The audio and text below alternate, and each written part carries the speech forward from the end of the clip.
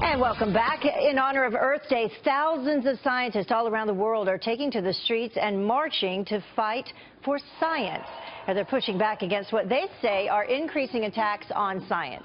James Rosen is following one of those marches on the National Mall in Washington. Hey, James, rainy day there.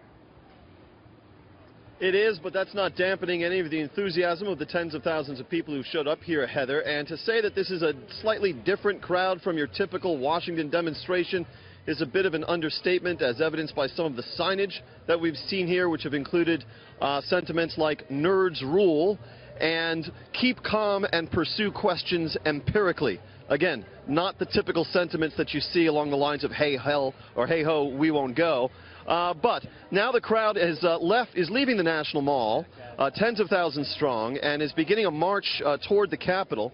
The stated aims of this entire rally, and there are 500 of these in different cities around the world, from New York and Chicago to London and Geneva, as far away as Sydney and Melbourne, Australia. The stated aim is to promote a greater respect for science throughout Western society. These folks feel as though science in the last few decades has come under assault. In any case, they see this in the debates over climate change, they see it in the debates over vaccines, and they see it in the trend toward less and less public funding for science programs in schools and in colleges. So it's going without incident, we should point out. It's a very respectful crowd.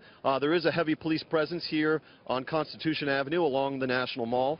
And we have seen some very clever signs, by the way. One mentioned Bill Nye, the science guy, who was one of our speakers here today, and it said, "Without science, Bill Nye is just another guy." Science must shape policy. Science is universal. Science brings out the best in us.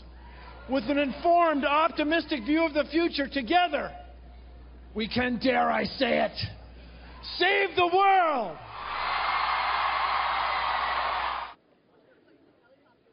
Now, the organizers of this event were quoted as telling the Associated Press it's not aimed at President Trump directly or his administration. Still, the antipathy for Donald Trump was hard to miss.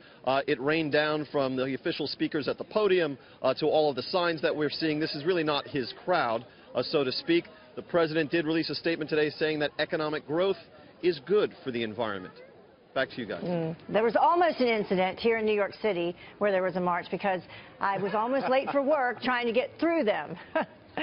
Thank you. Actually, that makes two of us. Thanks, James. Appreciate it.